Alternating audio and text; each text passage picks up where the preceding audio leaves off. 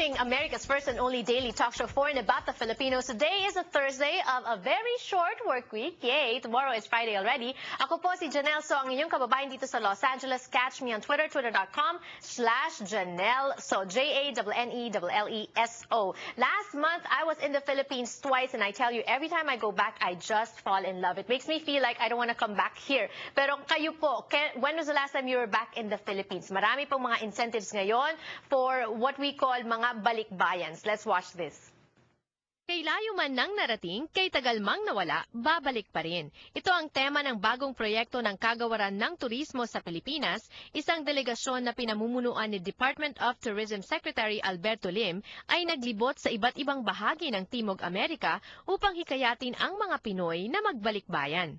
The President declared 2011 to 2016 as Pinoy homecoming years. And so we want to attract Filipino Americans and as well as other Filipino foreigners to come to the country, come visit the country and see the country, not just to visit their relatives, but to see the country in a different light. Noong nakaraang linggo, huminto sa Los Angeles ang grupo at humarap sa malaking pagtitipon ng mga kababayan. Ayon sa pinakahuling ulat ng US Census, 25% ng mga Pilipinong naninirahan sa Amerika ay matatagpuan sa Hilagang California. At ayon kay Los Angeles Tourism Attaché, mahalaga sa kagawaran ng turismo ang mga kababayang OFWs dito at mga balikbayan. They represent a very big market as well. And also, not just because they go to the Philippines, they have visited different areas in our country. So we're promoting to our kababayans, first generation and second generation, to visit different destinations as well. As a tourism secretary or tourism head here in Los Angeles, what would be your top 3 places to visit to suggest to people out there who might want to go back to the Philippines?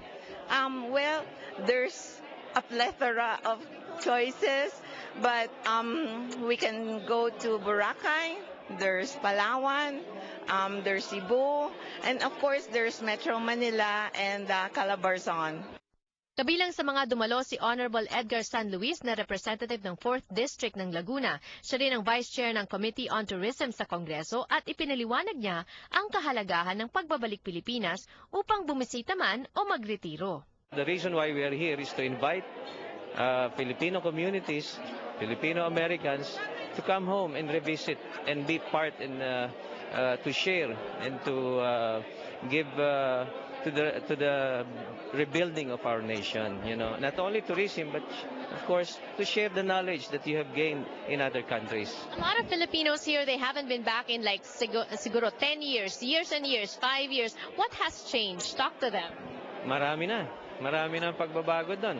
Yung sinasabi, kasi alam mo, maraming bad news from the Philippines kasi I work in the media for almost 28 years then. I was in television and alam mo, good news is no news. So yung mga news natin sa Pilipinas, syempre, even in other countries, nangyayari din yan. Hindi nawawala. Pero napakaraming magaganda na sa ating bayan. And I hope the Filipino community, the PhilAm, will really give a time para talagang bigyan ng pagkakataon na makatulong tayo sa pagbubuo muli at pagbabalik ng ating mahal na bayang Pilipinas. Ang itinakdang balikbayan program ay magbibigay ng mga benepisyo sa mga balikbayang Pinoy tulad ng mga diskwento sa iba't ibang produkto at serbisyo, mas mataas na limit sa duty-free shopping at iba pa. Para sa karagdagang impormasyon, bumisita sa www.pinoyhomecoming.com.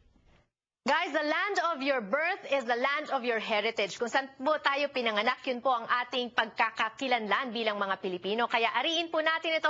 Let's embrace it. Let's go back to our country, visit, spend time with relatives, and also explore the many wonders and the beauty of the Philippines. But that's not the only way to show our love for the Philippines. There are other ways, and we're going to be talking about that when we return on the show. Don't go away.